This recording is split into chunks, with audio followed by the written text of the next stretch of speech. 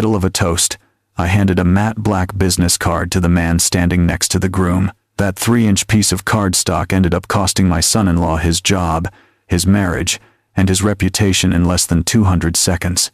This is a story about the catastrophe that follows when you mistake a landlord's kindness for a janitor's weakness. Before I reveal the title printed under my name, let me know where you're watching from in the comments, and please like if you believe that arrogance is the most expensive mistake you can make. Evening in Pebble Beach always has a strange kind of light, a light half like mist and half like pale gold, as if it were the ocean's breath when the day is about to fall. I stood before the gate of Ocean Crest, where the wind passed through the ancient cypress trees, filtering sunlight into long streaks across the stone walkway. The scent of sea salt lingered on my sleeves, mixed with the warm smell of pine from the terrace roof. It was my daughter's wedding weekend, Kendra. I should have felt joy, but from the moment I stepped into the venue, I knew the night wouldn't be gentle. I had just walked past the lounge near the reception desk when a man in a navy suit, wearing a Patek Philippe watch so new the leather strap hadn't even softened, waved me over. "Hey, buddy." He shoved a $10 bill into my hand, his half-smile dripping with lazy generosity. "Can you get this shawl cleaned real quick? White fabric with red wine is a disaster." I stared at the bill in my hand for exactly 3 seconds, then placed it back on the table. He didn't notice.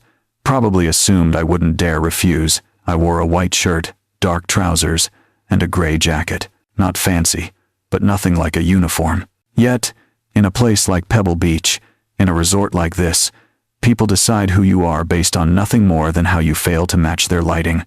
As I continued toward the ballroom, a young server rushed over, holding a heavy trash bag in his hand. "Sir, is this yours?" the kitchen said to give it to you. He looked more closely, froze, his face going pale. "Oh, sorry, sir. I thought you were staff." I smiled. "It is all right, son." He bowed quickly and hurried off. I stood there a moment, looking at my hands. Once these hands really did hold a broom. I wasn't ashamed of that. But tonight, surrounded by people who treated politeness like another piece of jewelry, the memory still pressed a small bruise inside my chest. I heard the music from the ballroom, the clink of glasses, the rustle of silk gowns on the floor, and I saw Marcus, the groom, standing with his friends near the bar. As I walked by, I heard him say in a tone pretending to be friendly, "My father-in-law did janitorial work somewhere in the hood. Good man, but doesn't fit the classy vibe we have going on here." His group laughed. Short, sharp, unmistakably condescending. I said nothing. For 2 years I had heard versions of that, but hearing it at my own daughter's wedding event felt different. Kendra stood nearby. She saw everything, but she stayed silent. Her eyes swept past me, eyes of someone who sensed something wrong but feared cracking the thing she believed was her perfect future. A small crack opened inside me. Not big, just enough to remember. When I reached the ballroom doors, one of Marcus's friends, face flushed with alcohol, looked at me and snorted. "Wearing a janitor uniform to a rehearsal dinner. Huh." Another laugh followed. The chill crawling up my spine wasn't from the ocean breeze. It was from the kind of insult spoken so casually as if it were harmless humor. I slipped my hand into my jacket pocket, my fingers brushing a cold piece of metal. Brenda's golden key. My late wife placed it in my hand before she died. A symbol, a promise, a memory only she and I understood. I tightened my grip around it. I heard her voice like a breath of wind. "Sometimes silence is kindness, Isaiah. Other times, silence only convinces them they are right." I looked into the golden lights of the Pebble Beach ballroom and whispered in my heart, "Brenda, it is time." People always think wealth begins with a big opportunity, a stroke of luck, or a connection. But for me, it began with the smell of cheap bleach and a linoleum floor slick with water in an old office building in Oakland. That year, I was 22 with exactly $240 in my pocket and a dream that felt too heavy to carry.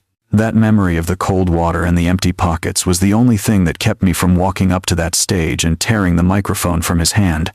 Instead, I remained seated. The laughter Marcus had ignited was beginning to die down, replaced by a thick and oily silence that coated the room like grease. The guests shifted in their chairs. A woman in a silver dress cleared her throat, the sound echoing too loudly in the sudden quiet. They were starting to realize the joke had gone too far. They looked from Marcus, who was still grinning with the flush of expensive scotch. To me, the man sitting alone at table 9 with a half-empty glass of water. I looked at my daughter. Kendra sat next to him, her knuckles white as she gripped the tablecloth. She did not look at me. She stared down at her untouched salad, her shoulders hunched as if trying to make herself small enough to disappear. She was ashamed, not of Marcus for his cruelty, but of the situation. She was ashamed of the friction, ashamed that her worlds were colliding in a way that wasn't pretty. I didn't blame her. Shame is a heavy coat to wear, especially when you are young and think the opinions of people in rented tuxedos actually matter. But I did blame the man standing next to her. Marcus leaned into the microphone again, tapping it twice. "Anyway, let us drink to humble beginnings," he said, raising his glass toward me. "Even if some people get stuck in the beginning part forever." A few of his college friends chuckled, but the sound was weak. The older guests, the ones who actually ran businesses and understood the weight of dignity, looked away. They saw a man bullying his elder, and even in a room full of sharks, there are rules you do not break. I felt a heat rising in my chest, but it wasn't anger. It was clarity. A cold, sharp clarity that cut through the noise and the music and the humiliation. I placed my napkin on the table. I smoothed it out with the flat of my hand, taking my time. I pushed my chair back. The legs of the chair scraped against the marble floor, a harsh, grinding sound that made 3 people at the next table jump. I stood up. I didn't look at the floor. I didn't look at the exit. I looked directly at Marcus. I held his gaze across the room, over the centerpieces of white roses and the crystal glasses. For a second, his smile faltered. He blinked, unsure of what I would do. He expected me to yell, me to storm out in a rage. He expected the janitor to act like the trash he thought I was, but I simply buttoned my gray jacket. I nodded once. A slow, deliberate nod that wasn't an agreement, but an acknowledgement of a debt recorded. Then I turned and walked toward the double doors. The walk felt like it took an hour. I could feel 200 pairs of eyes drilling into my back. I could feel the pity radiating from them like heat. I passed a server holding a tray of appetizers. He stepped back to let me pass, his eyes wide and sympathetic. He knew. The working staff always knows. He gave me a small, almost invisible nod of respect, the kind one soldier gives another in the trenches. When the heavy oak doors closed behind me, the sound of the party was cut off instantly, replaced by the hush of the corridor and the distant rhythmic crashing of the Pacific Ocean. I took a deep breath. The air out here was cool and smelled of jasmine and sea salt, a stark contrast to the stifling perfume inside. I walked down the long hallway, past the antique mirrors and the oil paintings of the California coast. I stopped near a large window overlooking the cliffs. The moon was rising, casting a silver path across the dark water. I reached into my pocket and pulled out my phone. My hands were steady. I dialed a number I had memorized 15 years ago. It rang once. Isaiah. The voice on the other end was sharp, alert. It was Naya, my attorney. It was late, but I knew she would answer. She always answered. "I need you to open the file," I said. My voice was low, barely a whisper, but in the quiet hallway, it sounded like a gavel striking wood. There was a pause on the line, then the rustle of paper. "You mean the blind trust file, or the acquisition file?" "No," I said. I watched a wave crash against the black rocks below, exploding into white foam. "I mean the conduct file. The clause regarding tenant behavior and reputation damage." Nia went silent for a moment. I could hear the clicking of keys as she woke up her computer. "Did something happen at the dinner?" she asked, her tone shifting from casual to professional instantly. "He crossed the line, Nia," I said. "He did it in front of the entire room. He mocked the work, he mocked the accent, and he mocked the family." "I see," she said. The keys stopped clicking. "Do we have witnesses?" 200 of them, I replied. "And I am sure someone recorded it. In this crowd, someone is always recording." "Good," Nia said.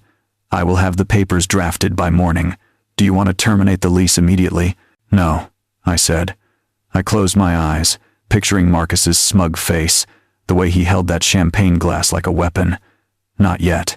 I want him to feel safe. I want him to walk into that wedding ceremony tomorrow thinking he is the king of the world.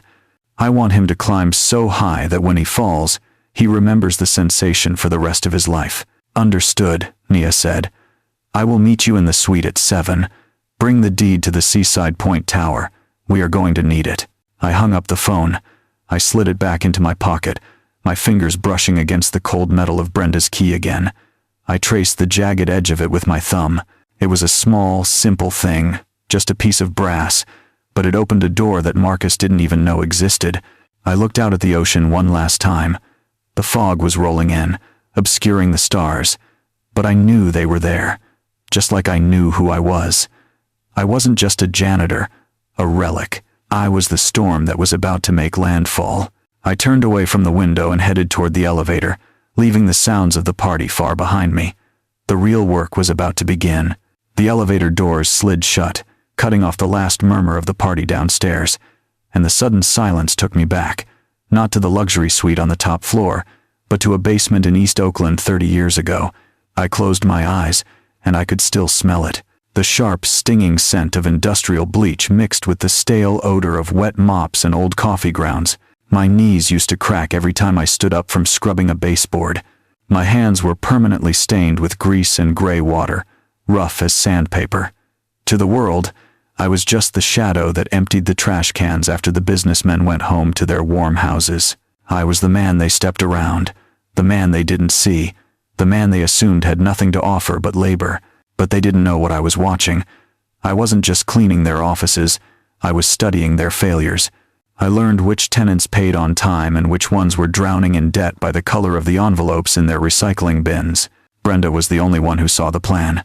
She worked the front desk at the community clinic, and she had eyes that could see through concrete. We lived on instant oatmeal and discount bread in a studio apartment where the radiator rattled all night. Every dollar was a soldier, she used to say. We don't spend soldiers, Isaiah. We deploy them. We saved for 5 years. We didn't take vacations, buy new clothes. We drove a sedan that shook when it went over 50 miles an hour. All for one moment in 1994. A foreclosure on 14th Street, a duplex with a leaking roof, and a foundation that frightened the inspectors. The bank wanted $70,000. We had $6,000. But we had credit scores polished like diamonds because we never missed a bill. We bought it.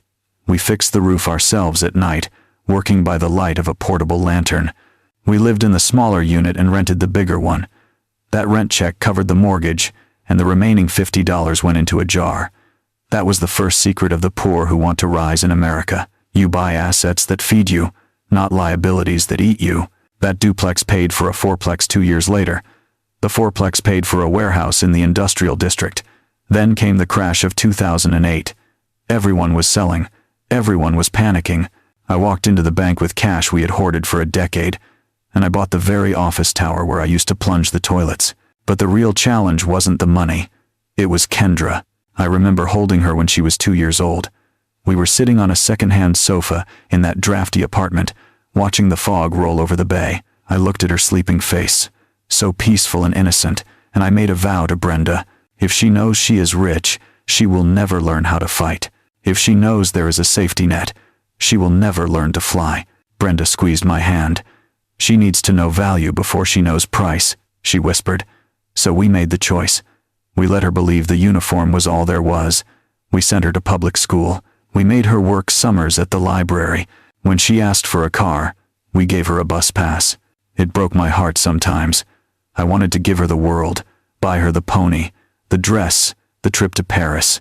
But I knew that giving her those things unearned would be stealing her character. We wanted her to build her own muscles before we handed her the heavy lifting. We were protecting her from the rot of entitlement, the same rot I saw eating away at Marcus tonight. The elevator bell chimed, a soft, clear note that pulled me back to the present. The metal doors opened onto the penthouse floor. The hallway was lined with silk wallpaper and lit by sconces that cost more than my first car. I stepped out onto the plush carpet. I wasn't the janitor anymore. I was the man who owned the view. I walked toward Suite 404. I could feel the weight of the years in my legs, but also the strength of the foundation I had built. Marcus thought he was fighting a man who cleaned floors. He didn't realize he was fighting a man who owned the ground he stood on. I reached for the door handle. Inside, the documents were waiting. The proof of the empire Brenda and I had built, brick by brick. It was time to show my daughter the truth. Not to brag, but to show her what real power looks like. Real power isn't loud. It isn't cruel. And it certainly doesn't need to insult a man for working with his hands. The door clicked shut behind me, sealing out the hallway and the memories of the basement. Inside Suite 404, the morning light was already spilling across the floor, cold and gray like the belly of a shark. Nia sat at the large mahogany dining table which she had transformed into a command center. Stacks of documents stood like little towers. A laptop hummed softly. A pot of black coffee steamed on a silver tray. She didn't look up when I entered. She just slid a piece of paper across the polished wood. "Good morning, Isaiah," she said, her voice crisp as a new dollar bill. "I see you brought the deed." I placed the thick envelope containing the ownership papers for Seaside Point Tower on the table. "I did," I replied, pouring myself a cup of coffee. My hands were steady now. The anger from last night had hardened into something useful, something like concrete. Nia stopped typing and turned the screen toward me. "I did some digging while you were sleeping," she said. "And by digging, I mean I audited the entire tenant profile for Summit Capital. You are going to want to see this." I sat down. On the screen was a digital copy of the lease agreement for the building Marcus worked in, the building I owned. Nia pointed a manicured finger at a paragraph highlighted in yellow. "Clause 12.4, she read aloud. "Tenant conduct and reputational standards." I knew the clause. I wrote it myself 10 years ago after a tech CEO trashed the lobby of my San Jose building during a launch party. It stated that any executive or representative of the tenant who engages in public misconduct that damages the professional environment or insults the landlord's standing is grounds for immediate lease review. "But that is not the smoking gun," Nia said, watching my face. She opened a second window. It was a screenshot of Marcus's LinkedIn profile and his bio on the wedding website. Both of them listed his title as Vice President of Summit Capital, Monterey Region. Then she opened a third window. It was the internal org chart for Summit Capital, obtained through the lease application they submitted last month for the expansion. I squinted at the screen. There, buried under 3 layers of management, was Marcus's name. "Director of Regional Finance," I whispered. "Exactly," Nia said, leaning back. "He is not a VP, he is a mid-level director. But he has been running around Pebble Beach all week introducing himself as a VP to secure deals and impress your daughter's friends." I felt a cold smile tug at the corner of my mouth. "He is lying about his rank," I said. "He is misrepresenting his authority," Nia corrected, employing the legal term like a knife. "And that is where we catch him. If he was just a rude son-in-law, we could only ruin his dinner. But because he is claiming to be a corporate officer of Summit Capital while he stands on a stage and humiliates the landlord of the building his company occupies, he is creating a liability for his firm." She tapped the table for emphasis. "He is writing checks with his mouth that his company will have to cash, and Summit Capital does not like unexpected bills." I looked at the documents spread out before us. The lease, the org chart, the video file from the rehearsal dinner that Nia had already queued up. It was all there. A perfect trap built out of his own arrogance. "He thinks he is untouchable because of who he works for," I said, staring at Marcus's smiling photo on the screen. "He thinks the company shield protects him." Nia closed the laptop. "The shield only works if you are holding it, Isaiah. Marcus is using it to hit people, and when Summit finds out he is using their brand to bully a janitor who happens to be their biggest landlord, they are going to drop him so fast he will leave a crater." I stood up and walked to the window. Below, the mist was lifting off the golf course, revealing the emerald green grass. It looked peaceful. Perfect. The kind of world Marcus thought he owned. "Does Kendra know?" I asked, watching a lone golfer line up a shot. Nia shook her head. "No. She thinks he is exactly who he says he is. She thinks she married a prince." That was the part that hurt. The lie wasn't just to the world. It was to my daughter. He had built a pedestal of cardboard and forced her to stand on it with him, and today, I was going to have to kick it out from under them both. I turned back to Nia. The look in her eyes was sharp. "Ready." "So what is the play?" she asked. "Do we serve the papers now?" "No," I said. "The wedding is in 4 hours. Let him have his ceremony. Let him say his vows. Let him feel like he has won.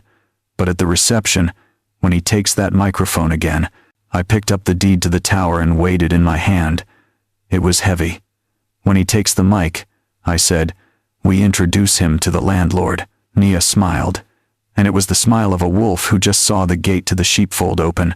Nia sat down and pulled a silver pen from her pocket, the metal clicking softly against the glass surface of the table. She drew a circle on the seating chart she had printed out.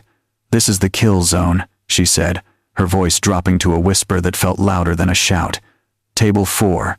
That is where Terrence Vance is sitting. Do you know him?" I nodded slowly. I knew him.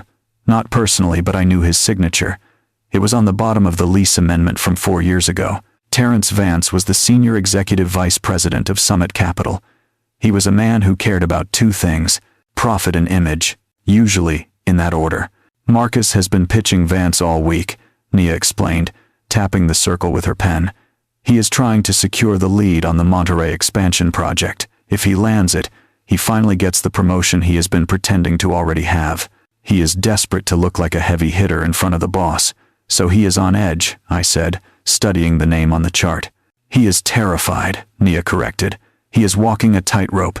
He needs everything to be perfect. He needs to look like he controls the room. And that is why you are the perfect variable." She looked up at me, her eyes dark and calculating. "To him, you are a stain on the tablecloth. You are the one thing he cannot control. You are the variable that reminds everyone he did not come from money." "So what is the strategy?" I asked. I took a sip of the black coffee. It was bitter, just the way I needed it to be. "We need a repeat performance," Nia said. "The video from last night is powerful, but it is technically hearsay until we authenticate it. We need him to violate the conduct clause in real time. We need him to do it in front of Terrence Vance." "You want me to provoke him?" I asked, feeling the weight of the plan settling on my shoulders. "I want you to exist," Nia said simply. "I want you to walk up to that table during the cocktail hour. I want you to be the polite, humble father-in-law he is so ashamed of. I want you to offer a handshake. I want you to try to make conversation." And then, she paused, letting the silence hang in the air. "We wait. A man like Marcus cannot help himself. He is arrogant, Isaiah. And arrogance is like a leak in a pipe. Put enough pressure on it, and it will burst. He will try to little boy you in front of his boss to show he is the alpha. He will insult you to prove he is above you. And when he does," I said, finishing the thought. "And when he does," Nia said, a cold smile touching her lips, "you don't argue. You don't fight back. You just hand over the evidence." She reached into her leather briefcase and pulled out 4 cream-colored envelopes. The paper was thick, textured, expensive. The kind of paper that carries bad news for men who think they are untouchable. She laid them out on the table in a neat row, like surgical instruments. "Envelope 1, she said, touching the first one. "The deeds to all 8 buildings in your portfolio, proof that you are not just solvent, but that you have a net worth that dwarfs his entire department." Envelope 2, she moved her finger to the next one. "The tax returns for Callahan Holdings showing the consolidated revenue for the last decade. This proves you are a sophisticated investor, not a lottery winner." Envelope 3, she tapped the thickest one. "The lease agreement for Seaside Point Tower, signed by Summit Capital. This is the chain that binds him. It proves you are his landlord." And envelope 4, she held up the last one. "The formal complaint draft. You hand these to Vance," she said, "not to Marcus. You talk to the organ grinder, not the monkey. You hand them to Vance, and you identify yourself as the owner of the building they are sitting in." I stared at the envelopes. They looked so harmless sitting there on the wood, just paper, but I knew they were bombs. I reached out and ran my hand over them. I thought about the years of scrubbing floors. I thought about the nights I came home smelling of chemicals, too tired to eat. I thought about Brenda counting quarters to buy milk. "This is going to hurt, Kendra," I said softly. "The truth always hurts when you have been living in a lie," Nia said gently. "But it is better to break the bone and reset it than to let it heal crooked. If you let him keep treating you like this, he will treat her like this eventually. Bullies don't stop. They just change targets." I knew she was right. I picked up the envelopes and slid them into the inside pocket of my gray jacket. They sat against my ribs, warm and heavy. "One last thing," Nia said. She opened a small box on the table and took out a stack of cards. They were matte black with silver lettering. Simple, elegant, lethal. She handed one to me. "Isaiah Callahan, founder, Callahan Holdings." I had never given one of these to anyone outside of my bank. I looked at the name printed in silver. It didn't say janitor. It didn't say maintenance. It said the truth. Use it, Nia said. When the moment comes, make sure he knows exactly who is signing the eviction notice. I put the card in my pocket, right next to Brenda's key. The plan was set. The trap was dug. Now all I had to do was walk into the lion's den and wait for the bite. I stood up and buttoned my jacket. I will see you at the reception, I said. Nia nodded, turning back to her laptop. I will be the one recording, she said. I walked to the door, my heart beating a slow, steady rhythm. The time for hiding was over. The janitor was checking out. The landlord was checking in. The ceremony took place on the cypress lawn, a stretch of manicured green perched right on the edge of the cliffs. The Pacific Ocean crashed against the rocks below, sending up plumes of white spray that hung in the air like diamonds. It was the kind of setting people pay $50,000 for just to say they were there. The chairs were white wood. The arch was draped in imported orchids. The guests were seated in rows of pastel silk and linen, looking like a garden of expensive flowers. But as I stood at the back of the aisle with Kendra holding my arm, I didn't feel the beauty. I felt the tension radiating off my daughter like heat from a fever. She looked breathtaking in her lace gown, her hair swept up in a way that reminded me so much of Brenda that my throat tightened. But her hand was shaking. "Daddy," she whispered, keeping her eyes fixed on the altar where Marcus stood waiting. "Please, just for today, let him have his way." I looked down at her. Her knuckles were white where she gripped my sleeve. She wasn't asking for peace, was asking for submission. I patted her hand gently. "I am right here, baby girl," I said softly. "I am not going anywhere." The music swelled. The violins cut through the sound of the wind. We began to walk, step by step, past the rows of smiling faces, past the cameras clicking, past the friends who knew me only as the quiet man in the background. When we reached the altar, Marcus stepped forward. He didn't look at me. He looked at Kendra with a smile that didn't reach his eyes, a smile that said ownership, not partnership. The officiant asked, "Who gives this woman to be married to this man?" I paused. For a second, the silence stretched too long. Marcus's smile faltered. A few guests shifted. I felt Kendra stop breathing. "I do," I said finally, my voice deep and steady. But in my head, I added a silent vow. "I give her to you now, but if you break her, I will take her back, and I will take everything else with her." I handed her hand to him. His palm was damp. He took her quickly, almost snatching her away, and turned his back on me without a word. I stepped down to the first row and took my seat. I watched the vows. I watched the ring slide onto her finger. I watched them kiss. And the whole time, I felt the heavy envelopes in my inside pocket pressing against my heart, waiting for their moment. The cocktail hour was held on the terrace as the sun began to dip toward the horizon, painting the sky in violent streaks of purple and orange. This was the golden hour. The time when photographers go crazy and champagne flows like water. Waiters in white jackets moved through the crowd with silver trays. A jazz quartet played soft, unobtrusive music in the corner. I stood near a pillar, holding a glass of sparkling water I had no intention of drinking. I watched the dynamics of the room. Power in a room like this is fluid. It flows toward the money. And right now, the money was centered around a high-top table near the bar where Terrence Vance held court. The senior executive vice president of Summit Capital was a large man with silver hair and a laugh that sounded like a bark. He was surrounded by his lieutenants, men in dark suits who nodded every time he spoke. And right in the middle of them, desperate to belong, was Marcus. Marcus was talking fast, using his hands, laughing too loudly at Vance's jokes. I could see the sweat glistening on his forehead. He was performing. He was trying to prove he was one of them. I took a slow breath and pushed off the pillar. It was time to test the waters. I walked slowly toward the group. I didn't rush. I moved with the heavy, deliberate gait of a man who has walked miles of concrete floors. As I got closer, I saw Marcus's eyes flick toward me. His expression tightened instantly. Panic, disgust, anger. He didn't want the prop from his backstory walking onto his main stage. I stopped just outside the circle. "Good evening," I said, nodding to the group. The conversation faltered. Terrence Vance turned to look at me, his eyes curious.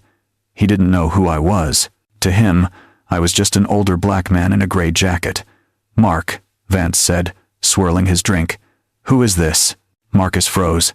He had two choices: introduce me as his father-in-law and treat me with respect, or distance himself to maintain his illusion of elite status.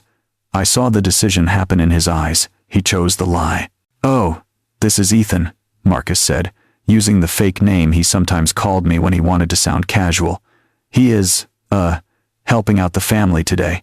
He didn't say father-in-law. He didn't say dad. He made me sound like a hired hand, a distant relative brought in for charity. Vance lost interest immediately. He turned back to Marcus. "Anyway, about the Monterey expansion, we need to make sure the leasing terms are aggressive. The landlord over at Seaside Point is a ghost. Nobody has ever met him." I stayed silent. I watched Marcus. He was sweating harder now. "Yeah," Marcus said, his voice pitching up. "The landlord is probably some old senile guy sitting on a trust fund. We can squeeze him. I can handle it." I took a step closer. The wind picked up, rustling the tablecloths. Marcus snapped his head toward me, his patience snapping with it. He needed me gone. He needed to show Vance he was a man who gave orders, not a man who had embarrassing relatives hovering around. "Ethan," Marcus said, his voice sharp and loud enough to cut through the jazz, "since you are standing there doing nothing, be useful." He pointed to an empty champagne glass on the ledge behind me. "Grab that glass and run it to the bar, would you? And tell the staff we need more napkins over here. This table is a mess." The circle of executives went quiet. Asking a guest to bus a table was aggressive. Asking an older man to do it was cruel. Vance looked at Marcus, then at me, a slight frown on his face. I looked at Marcus. I saw the challenge in his eyes. He was daring me to make a scene. He was betting that my love for Kendra and my shame would keep me quiet. He was betting I would bow my head and serve him just like he said I used to serve the executives in Oakland. I didn't blink. I didn't argue. I let the insult land. I let it sit there in the air so everyone could smell it. "Sure thing, Marcus," I said, my voice calm, flat, obedient. "I will take care of it." I picked up the dirty glass. I saw the relief flood Marcus's face. He thought he had won. He thought he had put the dog back in the kennel. He turned back to Vance, laughing. "Sorry about that," he said. "You know how it is. Some people just need direction." I walked away with the glass in my hand, but I didn't go to the bar. I walked to the edge of the terrace and set the glass down on a stone wall. I turned back and watched them. Marcus was beaming, high on the adrenaline of dominance. He had no idea that by treating me like a servant in front of the man he was trying to impress, he had just handed me the key to his execution. I tapped my chest pocket. The envelopes were ready. The lesson was about to begin. I turned around and walked straight back toward the circle of power. My steps were different now. I wasn't walking to serve. I was walking to inspect. As I approached, the conversation had shifted back to business. Men like Terrence Vance don't stop working just because the sun goes down. They were huddled tight against the wind, nursing their scotch. "The problem with the Seaside Point lease," Vance was saying, his voice gravelly and frustrated, "is the common area maintenance charges. We are projecting them to increase by 12% next quarter because of that elevator modernization project. The landlord is going to pass that cost straight to us." Marcus nodded vigorously, like a bobblehead doll. "Exactly, Terrence. It is robbery. I bet the building management is inflating the bids too. I can probably go in there and negotiate them down if we threaten to walk." I stopped right behind Marcus. I didn't touch him. I didn't tap his shoulder. I just spoke, my voice low and clear, cutting through the ocean breeze like a foghorn. "Actually, the elevator modernization came in under budget." The circle went silent. Marcus spun around, his eyes wide with shock. He looked like he had just seen a dead man walking. Vance frowned, looking over the rim of his glass. "Excuse me," Vance said. I stepped into the gap between two junior executives. I didn't ask for permission. I just took the space. "The modernization project at Seaside Point," I repeated, keeping my eyes locked on Vance. "It was projected at $1.2 million, but the landlord went with a localized contractor from San Jose instead of the big firm from Chicago. The final bid was $800,000. The common area maintenance charges will actually drop by 3% next year, not rise." Silence. Absolute, heavy silence. The junior executives exchanged confused glances. Vance lowered his glass slowly. He looked at me, really looked at me, for the first time. He wasn't seeing a janitor anymore. He was seeing anomaly.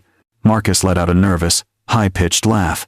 He stepped in front of me, trying to use his body as a shield to block me from Vance's view. "Okay, Ethan, that is enough. You have had a few drinks. Let us get you a cab." He grabbed my arm, his fingers digging into my bicep. "Go sit down," he hissed in my ear. "You are embarrassing me." I didn't move. I didn't pull away.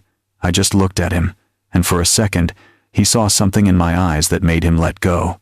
It was the look of a man who was done playing games. I stepped around him. "And as for the cap rate," I continued, addressing Vance as if Marcus didn't exist, "you are underwriting the expansion based on a 6% exit cap.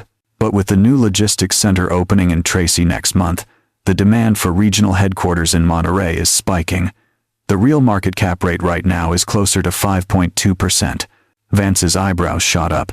That was a specific number, a dangerous number. It meant the building was worth more than they thought, and their leverage was weaker than they hoped. 5.2, Vance repeated, testing the number. "Where are you getting that data?" Marcus interrupted again, his voice rising to a panic. "He doesn't know what he is talking about, Terrence. He reads those free real estate magazines in the lobby. He is just parroting words." He turned to me, his face red and twisted. "Ethan, seriously, walk away. This is high-level finance. It is not plunging a toilet. You are out of your depth." The insult hung there. Ugly. Crude. But Vance didn't laugh this time. He held up a hand to silence Marcus. "Wait a minute, Mark." Vance turned his body fully toward me. He was a shark, and sharks are curious when they smell blood in the water. "You are saying the logistics center in Tracy is driving the Monterey office absorption?" Vance asked. "That is 40 miles away." "It is 40 miles, I agreed. But the executives don't want to live in Tracy.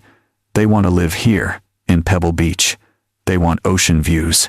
So they lease the back office space in Tracy for the warehouse, and they lease the front office space in Monterey for the boardroom. Seaside Point is the only Class A building with a vacancy rate under 5% that offers ocean views." I paused, letting the logic land. "If you walk away from the lease now," I said softly, "you won't find another floor plate that size for 2 years. And the landlord knows it." Vance stared at me. His mind was racing, checking my math against his own internal data. He realized the logic held up. It was sound. It was the kind of insight you pay consultants thousands of dollars an hour to provide. "Who are you?" Vance asked. His voice wasn't dismissive anymore. It was wary. "I am just the family help," I said, throwing Marcus's words back at him. "Just a guy who cleans up the mess." Marcus looked like he was going to be sick. He was watching his narrative crumble in real time. He had spent months painting me as a simpleton, a charity case, a relic. And now, in front of the man who held his career in his hands, I was outmaneuvering him on his own battlefield.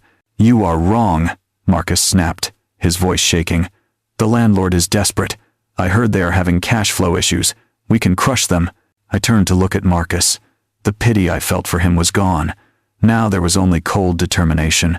"The landlord has zero debt on the building, Marcus," I said. "He refinanced in 2012 at 3%. He has $2 million in reserves just for capital improvements. He doesn't need your lease to survive. He needs your lease because he likes the credit rating of the parent company." I took a step closer to him. "But if the tenant becomes a headache," I said, lowering my voice, "if the tenant's local representative becomes a liability, the landlord might just decide to wait for a better offer." Marcus stepped back. He looked at me with genuine fear now. He couldn't understand how I knew the debt structure. He couldn't understand how I knew the reserve funds. To him, it was magic.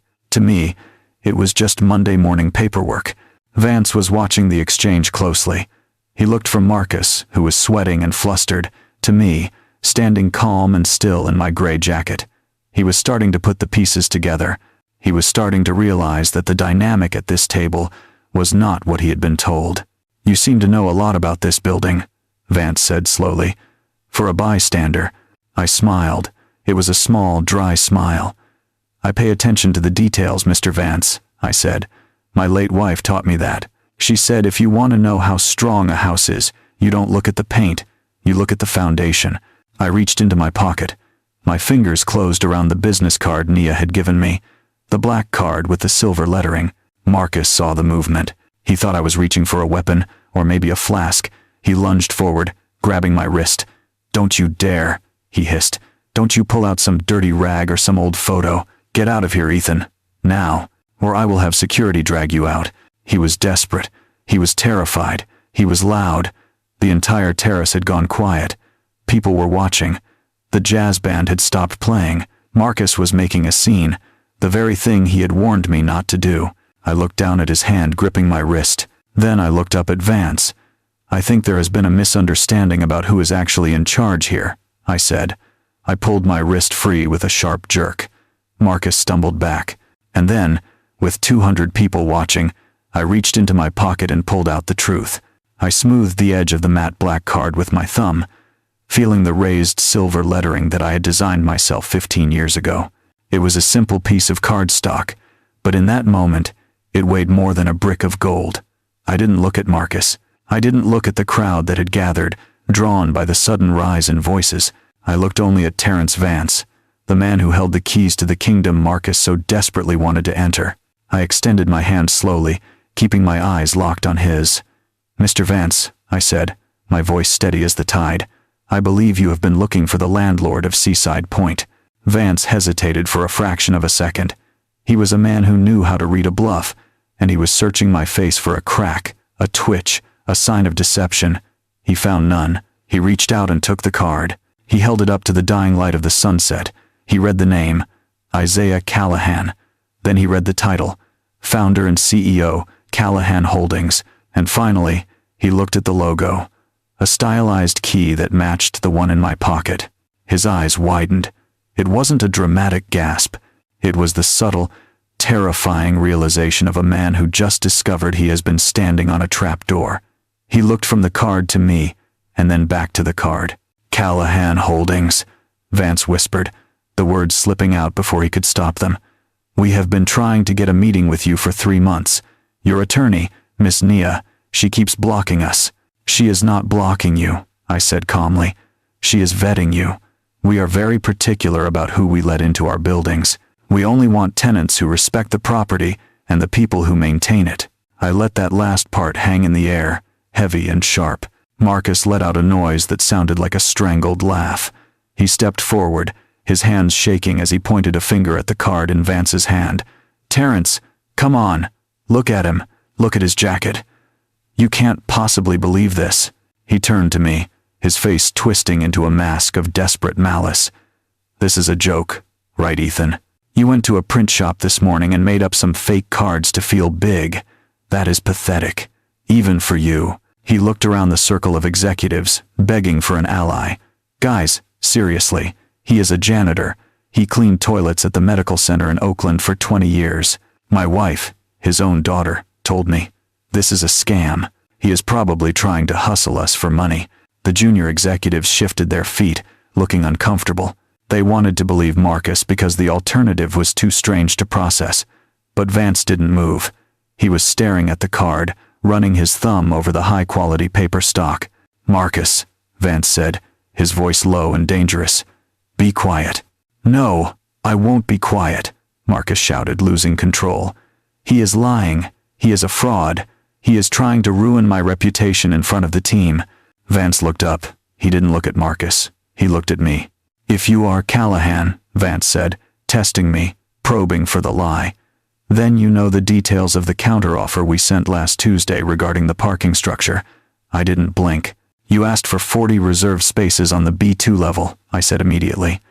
"My attorney rejected it because the B2 level is reserved for the anchor tenant. We offered you 20 spaces on B1 and a valet credit for the remaining executives.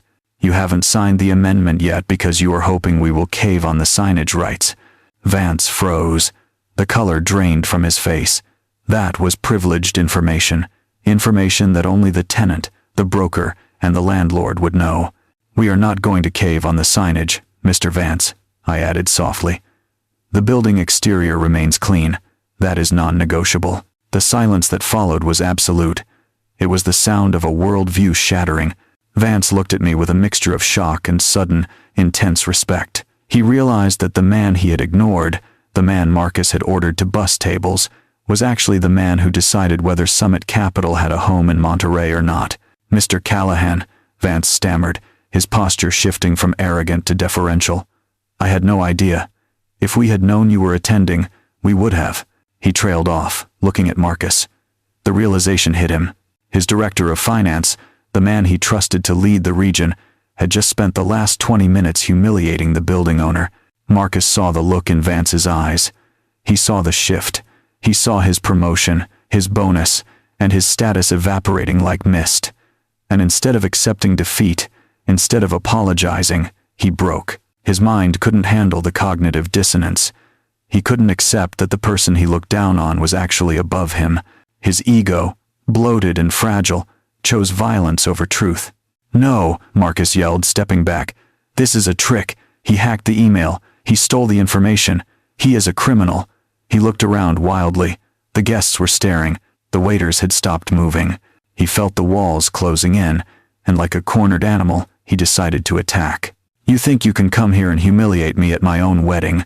Marcus spat, his eyes bulging. "You think a cheap business card makes you somebody? You are nothing.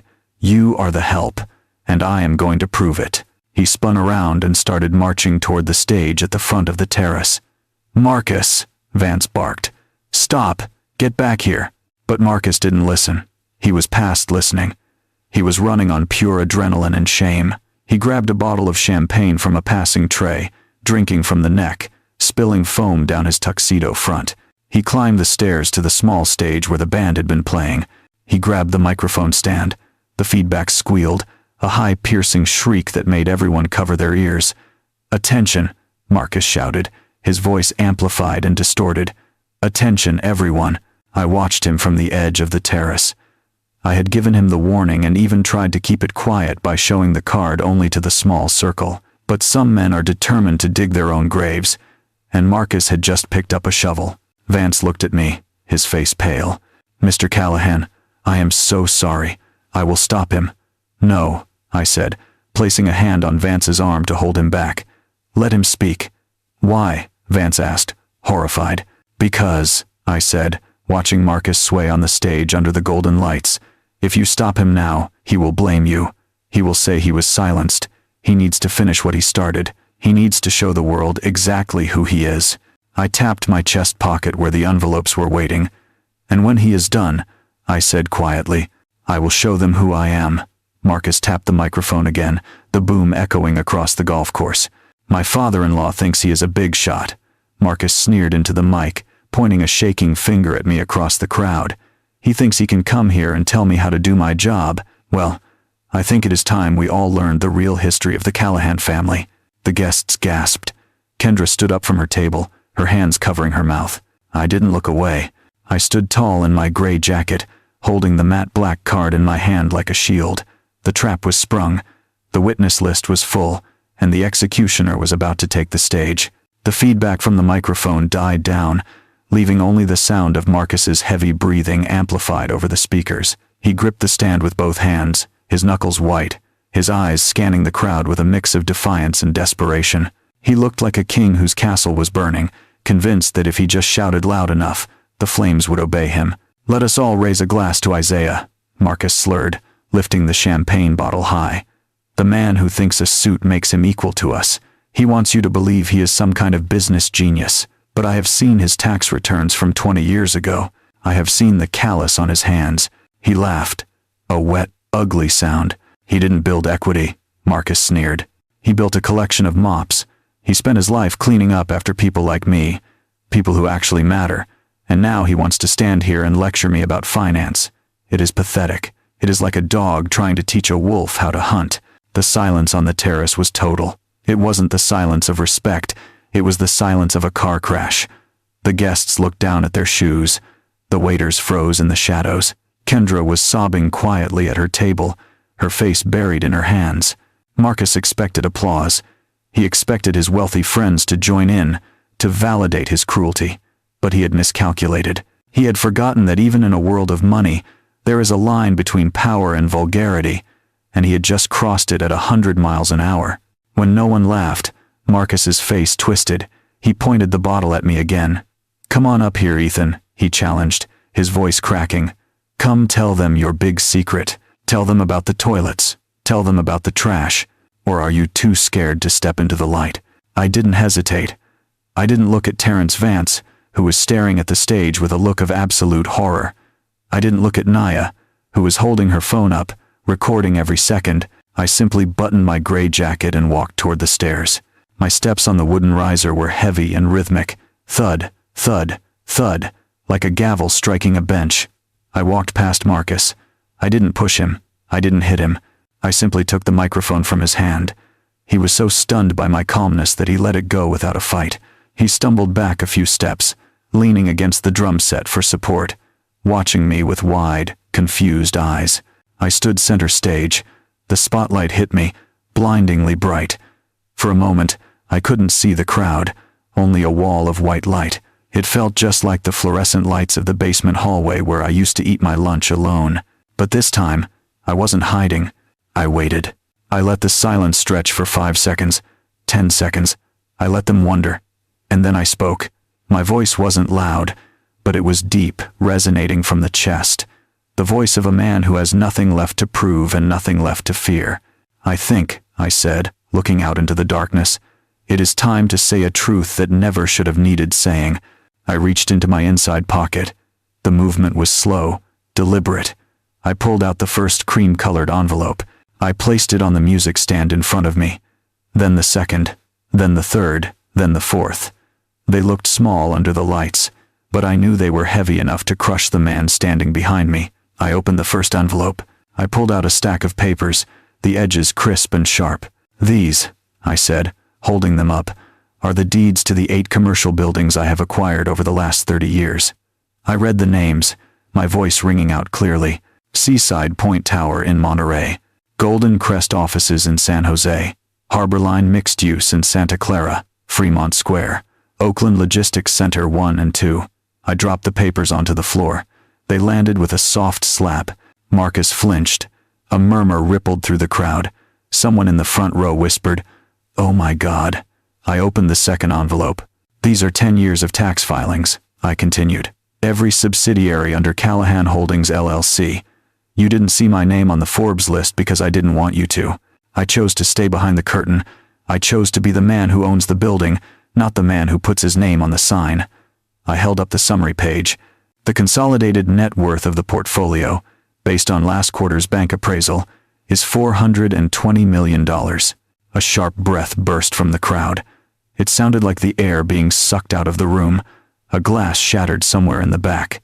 Terrence Vance stood up slowly at his table, his eyes locked on the stage. Marcus shook his head. "No," he whispered. "No, that is fake. You printed that." I ignored him. I opened the third envelope.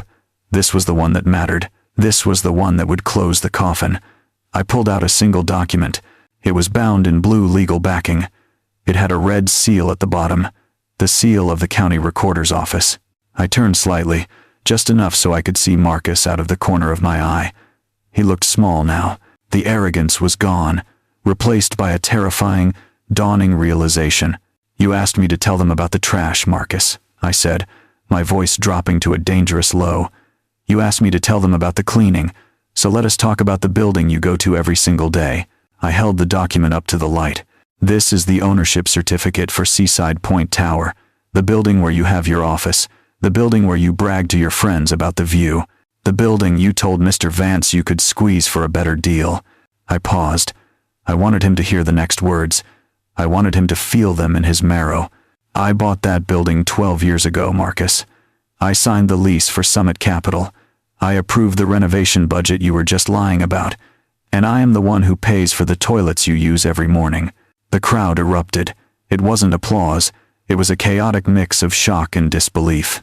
People were standing up, craning their necks. Terrence Vance looked like he had been struck by lightning. I took a step toward Marcus. He backed away until he hit the cymbal, the metal crashing loudly. "You don't work in a building owned by a ghost," I said, pointing the ownership certificate at his chest. "You work in my building. You are a guest in my house, and you have been throwing stones at the walls for 2 years." Marcus opened his mouth, but no sound came out. He looked at the document, then at me, then at the crowd. The reality was crashing down on him. The janitor wasn't a janitor. The father-in-law wasn't a charity case. I was the landlord, and he had just spent the last hour trying to burn down the roof over his own head. I turned back to the microphone. I wasn't done. The envelopes were just the ammunition. Now it was time to fire the weapon. I looked directly at Terrence Vance. "Mr. Vance," I said, "I believe there is one more thing you need to see before you sign that expansion deal." I signaled to Naya in the front row. She nodded and tapped the screen of her tablet. The large projection screen behind the stage, which had been showing a slideshow of the couple's photos, suddenly went black. And then, a video began to play. The screen behind me flickered to life, casting a cold blue glow over the stunned faces of the guests. The sound of the ocean was instantly drowned out by the audio from the speakers. It was loud, crisp, undeniable. There was Marcus, projected 10 feet tall in high definition. He was holding a wine glass, his face flushed with the same arrogance he had worn all day. But in the video, he wasn't scared. He was comfortable. He was in his element, surrounded by sycophants, believing he was the most powerful man in the room. "My father-in-law," the video Marcus said, his voice booming across the terrace like thunder, "is a simple janitor, a blue-collar relic." The crowd below watched in frozen silence. I saw Kendra look up at the screen, her eyes wide with a fresh wave of humiliation. But this time, the humiliation wasn't hers to carry. It belonged to the man standing next to the drum set. The video cut to a different angle. Marcus was leaning in close to one of his friends, whispering loud enough for the microphone to catch every syllable. "I am basically the VP of Summit in Monterey," the video Marcus bragged. "If he wants to stay in this resort, maybe he should help housekeeping. He is used to it." A low murmur rolled through the audience, a wave of disapproval that started in the back and crashed toward the front. I saw the wives of the executives covering their mouths. I saw the waiters stopping in their tracks. It is one thing to hear a rumor about someone being cruel. It is another thing to watch them twist the knife with a smile on their face. But I wasn't playing this video for the cruelty. I was playing it for the lie. I signaled Nia. She tapped the screen again, freezing the video on the final frame. It was a close-up of Marcus's face, mid-laugh, with the timestamp from last night clearly visible in the corner. I turned back to the microphone. The silence was heavy now, heavy with judgment. I looked down at Terrence Vance. He was still standing, his eyes locked on the frozen image of his employee mocking the very people he was trying to do business with. "Mr. Vance," I said, my voice cutting through the quiet. "You heard him. He claims to be the vice president. He claims to speak for Summit Capital. He claims that his voice is your voice." I pointed at the screen. "According to the conduct clause in the lease agreement your company signed for Seaside Point Tower, this is classified as client-facing misconduct." I paused, letting the legal weight of those words sink in. "Because Summit Capital is a tenant in the building I own," I continued, my voice hard as granite, "and because your representative is using his corporate identity to publicly humiliate the landlord in front of 200 witnesses, every word he says carries legal accountability." Vance's face went from pale to a dark, angry flush. He looked at Marcus, and the look wasn't one of disappointment. It was the look a general gives a soldier who just led the enemy right into the camp. Marcus stood by the drums, shaking his head. "No," he whispered, his voice barely audible over the wind. "That was private. You can't use that. That is illegal." "It is not illegal, Marcus," I said, addressing him directly. "You were in a public space. You were shouting, and you were lying." I reached for the final 3 envelopes sitting on the music stand. These were the ones Nia had prepared this morning, the ones that would turn this social disaster into a corporate execution. I held up the first one. "This is a formal complaint sent directly to Summit Capital headquarters in San Francisco 10 minutes ago. Video attached. Timestamp attached. Witness list attached." I held up the second one. "This is the HR misconduct report drafted by my legal team. It cites a violation of the behavior standards required of a company representative at an event with potential clients. You claim to be a VP, Marcus, which means you are held to the standards of a VP." I held up the third envelope. This was the one that would hurt the most. "And this," I said, "is the lease conduct review request." A gasp went through the table where the Summit executives were sitting. They knew what that meant. A conduct review was a nuclear option in commercial real estate. It meant the landlord was officially flagging the tenant as a liability. I looked at Vance. Under California leasing law, I explained, keeping my tone professional, once a conduct review request is submitted with evidence of reputational damage, Summit Capital is required to open an investigation within 72 hours. I leaned into the microphone. If you don't investigate, Mr. Vance, if you try to sweep this under the rug, then Summit Capital is in willful violation of the lease. And that carries penalties that will make the rent increase look like pocket change. Vance looked like he had been punched in the gut. He knew the numbers. He knew that a willful violation could trigger a default. He knew that if headquarters found out he let a mid-level director blow up a multi-million-dollar lease because of a wedding toast, his own head would be on the chopping block next. A partner at the Summit table jumped to his feet. 72 hours, he whispered, horrified. If this gets flagged, the entire Monterey leasing deal freezes. We can't sign the expansion papers with an open investigation. Another executive buried his head in his hands. Oh God, he muttered. This is catastrophic. I looked at Marcus. He was trembling now. The alcohol had evaporated, leaving behind only the cold, hard reality of what he had done. He looked at the screen, then at Vance, then at me. He realized there was no way out. The trap was airtight. He had built it himself, brick by arrogant brick, and I had just locked the door. Isabel, my attorney, stood up from the front row. She didn't need a microphone. Her voice was sharp enough to slice glass. I am sorry, everyone, she said, addressing the crowd, but this matter has entered legal territory. All of you present tonight, every single one of you, are now witnesses to a breach of contract. 200 people, 200 pairs of eyes, 200 potential depositions. Summit Capital could not bury this. They could not pretend it didn't happen. They could not outrun it. Marcus looked around the terrace like an animal caught in a snare. He looked for an ally, but he found only backs turning away. He looked for his wife, but Kendra was staring at the floor, tears streaming down her face, the wedding ring on her finger feeling heavier by the second. And then, he looked at me. Ethan, please, he begged, his voice breaking. We can talk about this. I didn't mean it. It was just a joke. I was just trying to be funny. I stared at him. I didn't feel anger anymore. I didn't feel triumph. I just felt a profound sense of closure. It wasn't a joke to me, Marcus, I said softly, and it won't be a joke to your board of directors on Monday morning.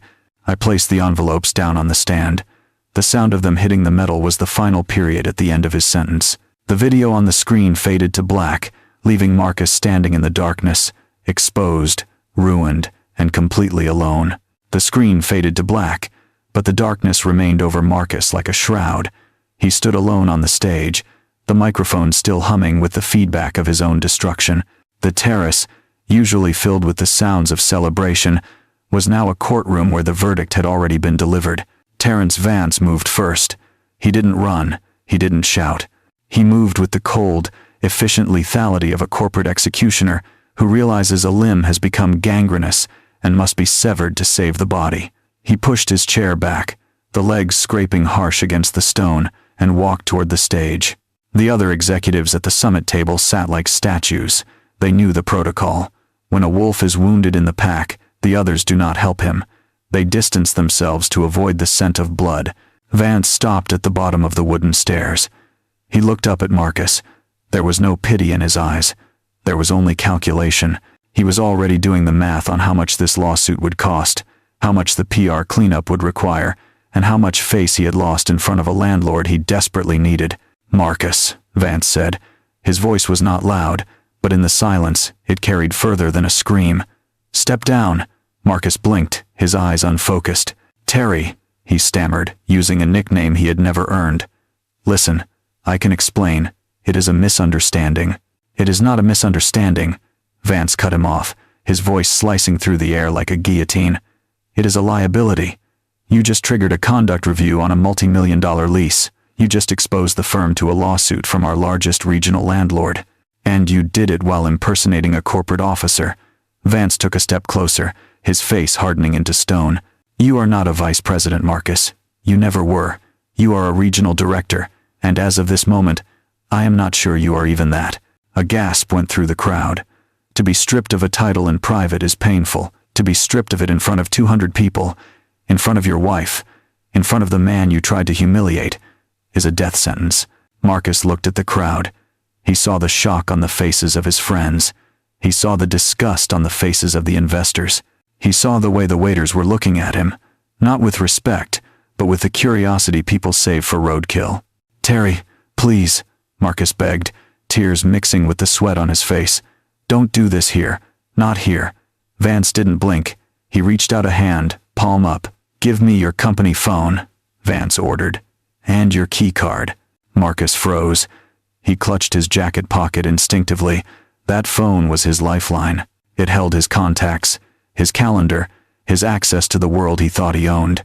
To give it up was to admit he was no longer Marcus the executive. He was just Marcus the man. And Marcus the man was empty. "Now," Vance said. The single word hit like a hammer. Trembling, Marcus reached into his pocket. He pulled out the sleek black phone. He pulled out the white access card with the Summit logo. He placed them into Vance's hand. Vance slipped them into his pocket without looking at them. He adjusted his tie, looking past Marcus to the security team standing by the door.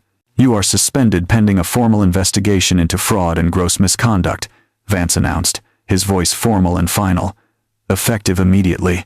Do not return to the office on Monday. Your personal effects will be mailed to you." He turned his back on Marcus and walked away. The rejection was total. Marcus stood on the stage, stripped of his job, his title, and his dignity in the span of 3 minutes.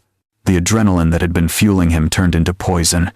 The champagne he had chugged on an empty stomach mixed with the acid of pure panic. He looked at me. I was still standing by the microphone stand, holding the envelopes. I didn't say a word. I didn't need to. The silence was the loudest thing in the world. He looked at Kendra. She was standing near the exit, her face pale, her eyes filled with a grief that wasn't for him, but for the time she had wasted believing in him. She turned her head away. That was the blow that broke him. Marcus swayed. His face turned a sickly shade of gray. His knees buckled. He grabbed the microphone stand to steady himself, but it tipped over, crashing to the floor with a deafening clang. He lurched forward, his hands clutching his stomach. The room was spinning. The golden lights of Pebble Beach, the expensive flowers, the faces of the elite. It all swirled into a nauseating blur. And then, in front of the 200 guests he had tried so hard to impress, Marcus bent double. He retched violently, the expensive champagne and the bitterness of his own failure spilling out onto the polished wood of the stage. Someone in the front row screamed. A waiter rushed forward with a napkin, but stopped, unsure if he should touch the man who had just become a pariah. Marcus collapsed to his knees, gasping for air, wiping his mouth with the sleeve of his tuxedo. He looked up, his eyes wild and watery, searching for an exit, but there was nowhere to go. He was trapped in the spotlight of his own making. I looked down at him. I felt no joy. Justice is not always sweet. Sometimes it is just necessary, and sometimes it is messy. I buttoned my gray jacket, picked up my envelopes, and walked down the stairs. I walked past the puddle on the stage. I walked past the man who had called me a relic. I walked past the stunned executives. As I reached the edge of the crowd, I heard the sound of sobbing behind me. It was the sound of a man who had flown too close to the sun on wings made of wax, and who had finally, inevitably, hit the ocean. The morning after the explosion in the ballroom, the sun did not rise over Pebble Beach.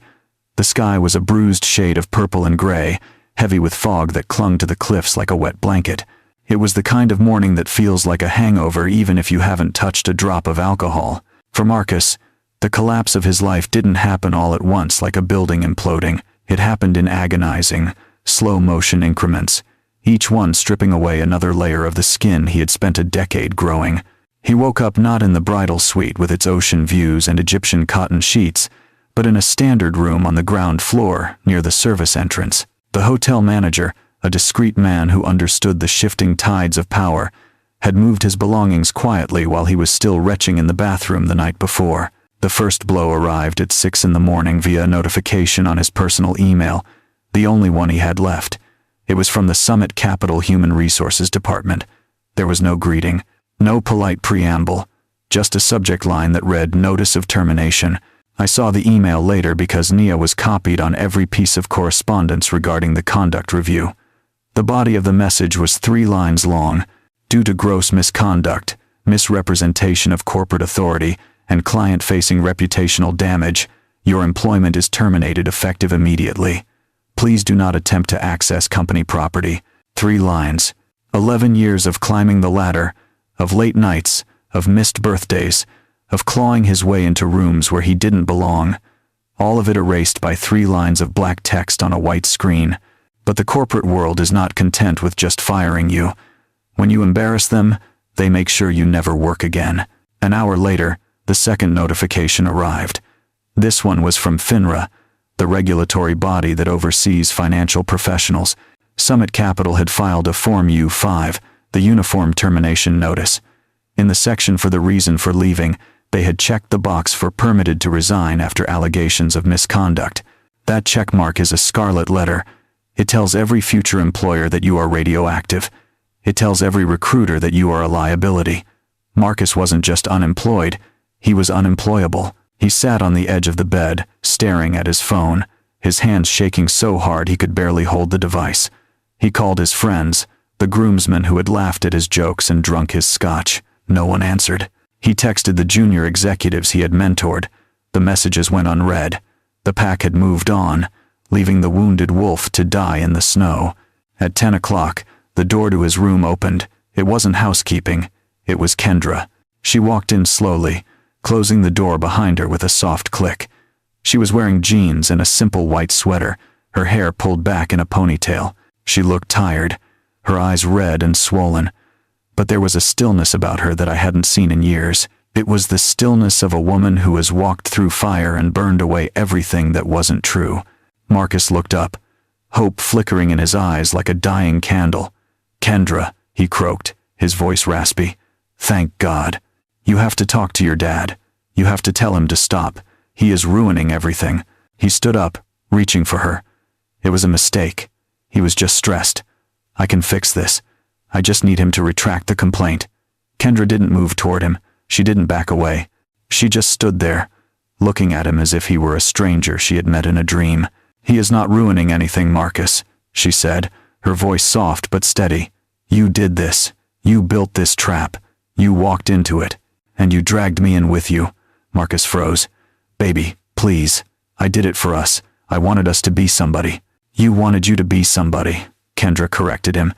"You wanted it so bad that you forgot who you actually were. You forgot that the man you were mocking, the man you called a janitor, is the grandfather of the children we were supposed to have." She reached into her bag. She didn't pull out a handkerchief. She didn't pull out a ring. She pulled out a thin blue folder, the color of California domestic court documents. Marcus stared at the folder. His face went pale, a different kind of pale than the sickness from the night before. This was the color of a man watching his future dissolve. "What is that?" he whispered. Kendra placed the folder on the unmade bed between them. "It is a petition for dissolution," she said. Marcus shook his head violently. "Divorce? No. Kendra, we just got married yesterday. You can't divorce me. We haven't even been married 24 hours. We can annul it. We can fix this." "It is not an annulment," Kendra said, her voice cutting through his panic. "An annulment is for when a marriage is a mistake. This wasn't a mistake, Marcus. It was a lie." She took a breath, fighting the tears that threatened to fall. "I married a man I thought was kind," she said. "I married a man I thought was ambitious but decent. But last night, on that stage, I saw who you really are. I saw a man who needs to make other people small just to feel big." She looked him in the eye. "And I can't build a life with a man who looks down on the hands that raised me." The room was silent. Outside, the fog pressed against the glass, turning the world into a gray void. Marcus looked at the folder, then at Kendra, realizing for the first time that his charm, his suits, his title, none of it worked anymore. The audience was gone. The lights were off. "Kendra," he pleaded, dropping to his knees, "I have nothing. I lost the job. I lost the reputation. If you leave me, I have nothing." Kendra looked down at him. There was no hate in her eyes, only a deep, exhausting pity. "You had everything," she whispered. "You just didn't know how to value it." She turned and walked to the door. She didn't look back. She didn't slam it. She just opened it and stepped out into the hallway, leaving Marcus alone in the gray light, kneeling on the floor of a cheap hotel room, with a termination notice on his phone and divorce papers on the bed. He had spent his whole life trying to be a king, and now he was finally ruling over exactly what he deserved. Nothing. 1 year later, the fog over Monterey had cleared, replaced by a sun so bright it felt like a promise kept. But I wasn't in Monterey. I was back in East Oakland, standing on the sidewalk of a street that used to be lined with boarded-up windows. Today, however, the windows were clean, the brick was repointed, and a new sign hung above the entrance of the building I had bought 3 decades ago. The sign read, "The Brenda Callahan Center for Housing Stability." I stood in the back of the room, watching the crowd. There were no tuxedos here, no champagne flutes, just working families, young couples and tired parents holding the hands of children who looked around with wide, hopeful eyes. And standing at the podium, commanding the room not with fear but with warmth, was Kendra. She didn't look like the terrified bride who had begged me to be invisible. She looked like the woman Brenda always knew she could be. She wore a simple blazer, her hair loose, her voice clear and strong. "My father was a janitor," Kendra said into the microphone, smiling as she looked at the crowd. "He cleaned floors so I could stand on a stage. For a long time, I was ashamed of that. I wanted to hide it. But today, I know that the broom is just as important as the pen, and the person who maintains the building is the only one who truly owns it." The crowd applauded. It wasn't the polite golf clap of Pebble Beach. It was the applause of people who felt seen. I felt a lump in my throat. She wasn't hiding our history anymore. She was using it as a foundation to build something new. She was using the assets of Callahan Holdings not just to accumulate wealth, but to underwrite low-interest loans for families who had been rejected by the big banks.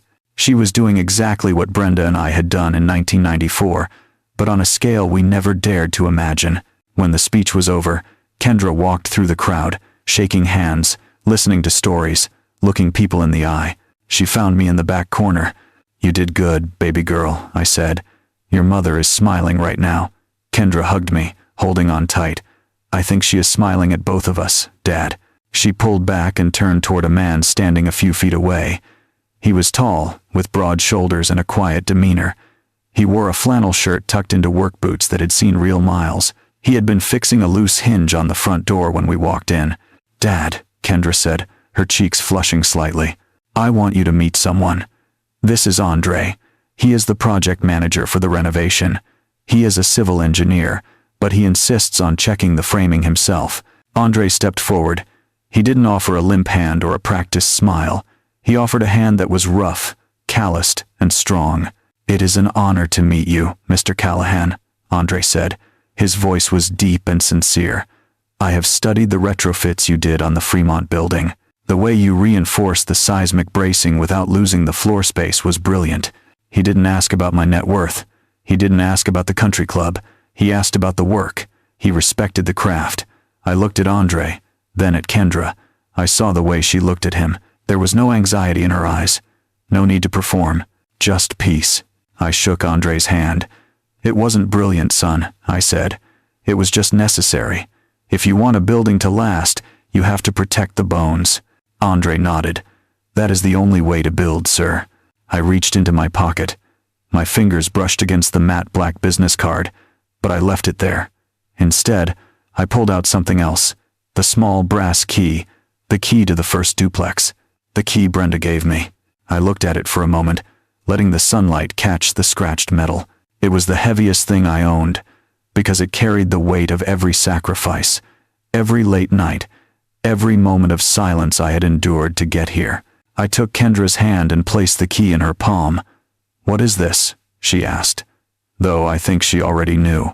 "This is the master key," I said. "Not to the buildings, but to the family. It reminds you that we don't open doors for ourselves. We open them so others can walk through."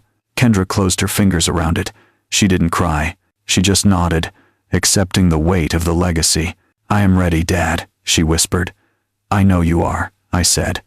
I left them there, talking about foundations and future projects, and walked out into the afternoon sun.